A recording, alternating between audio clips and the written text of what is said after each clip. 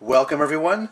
This is a Transformers Something Old, Something New review. This will be part 1 focusing on Generation 1 Ultra Magnus, but then eventually I'm going to be reviewing part 2, which will be Classics Ultra Magnus and the City Commander upgrade kit that I talked about in a previous review. I don't know when exactly I get to that second part. It just kind of depends on how I feel, and I've got some other Gundam stuff coming up too, so we'll see. But it'll be in the near future. Keep an eye out for part 2. But this is focusing on Generation 1 Ultra Magnus. Now this is how I usually display G1 Ultra Magnus. It just makes a very nice display piece where you can have your Autobots Transformers and their alt modes displayed along with Ultra Magnus. So, and you can actually fit 4 of these Generation 1 Transformers onto this carrier.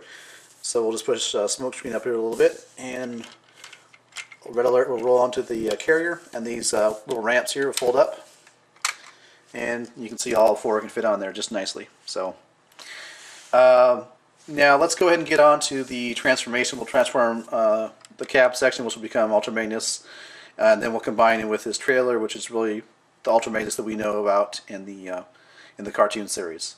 So next up, we'll look at the transformation. Now I'm sure most of you have seen this. This is basically a repaint of Generation 1 Optimus Prime, so there's no mystery here. Go ahead and just pull down the legs, bring out the feet, go ahead and take out the arms section. And there is a little bit of plastic on plastic scraping, but that's the only way you can get them out. Rotate up the head, and then got his fist here, which already has a blaster in place, so we'll just plug that into his right arm there. And we'll do the same thing with the other hand. And there he is, G1 Ultra Magnus, also known as Albino Optimus Prime, at least in my book anyways. Real quick, let's go ahead and look at his comparison with Classics Ultra Magnus, just real quick so we can kind of see how things have changed over the years. You can see that Classics is definitely an improvement over his Generation 1 counterpart. So just a real quick side-by-side comparison there. So I'll take Classics out of the picture. And so we'll get Ultra Magnus here ready for his combined mode with the trailer section of his alt mode. Go ahead and bring the hands back, or rather the arms.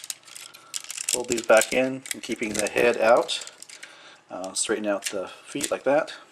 Okay, so now we're ready for phase 2 of the transformation. This is the part where we take the trailer, transform it, and then combine it with the cab section of Ultra Magnus. First thing we want to do, I'm going to take these pieces and remove them, the missile launchers. Then back here, you want to take this section, lift it up like that, and then it also separates, and then it separates up here as well. These pieces are on a hinge, so they hinge back, and they tab into this post here. And as far as the leg section, you want to take this and watch these white pieces here as you move that up. Cha-ching! Out comes that little piece of plastic. Yes, I know it's not really impressive, but you know, back in the day, this is this is all we had for Automorph. You guys that are, young Transformers fans, you got the Mech Alive. You should be happy. So again, same thing over here, and then you have the legs. This is going to be the front of Ultra Magnus. You want to take this and slide it up just about to that position there. Bend the elbow. Same thing over here. Bend the elbow. And then on both forearms, you're going to take this blue piece, slide it all the way back, and you've got that so that there's a post there, which the hand will go into eventually. Now, here is the part where we combine this section into there. Now, there's 2 holes here where normally in his smaller robot mode, he'd have the smaller fists. These holes will peg into, and I need to remove this as well. This section here in the alt mode was the hitch for the trailer, but we need to remove that, so we expose these 2 tabs here. These 2 tabs will go into these 2 holes in Ultra Magnus. Now, the trick is to hold these sections here, hold them against it, so you got them like this, so that hopefully they will line up properly and will not give me any problems when I try to get this guy paid in. Oops. Kind of tricky. There we go. There we go. That's the way it should be. Let's take these back here and fold them in. Oh wait, other thing I want to show you also, you can see how the hubcap of the tire, it slides into this groove very nicely there. That's another, I guess you can't really see it now, you can see it. The hubcap piece slides in this groove there, so that's kind of cool. It kind of secures the albino part of Ultra Magnus into the trailer part, the trailer section. Alright, so moving back to the front, got the hard part out of the way. I'm going to take these missile launchers and just peg them into the side of his shoulder here. And we'll do the same thing over here. Now, so we'll take the, we see we have the rifle and the smaller fist for a smaller robot mode. You want to, now watch carefully, this is going to be kind of tricky, so pay attention here. So we've got, we need to remove this fist and rotate around and then insert the rifle into his bigger hand. I know, that's tricky. And go ahead and put his other hand on here. Oops. Alright, looking pretty good. We need to put his chest piece on. He's got this blue chest piece, and it has a little slot that it kind of slides into. And this kind of is another tricky part. There we go. It's kind of loose, but it's there. It's holding on.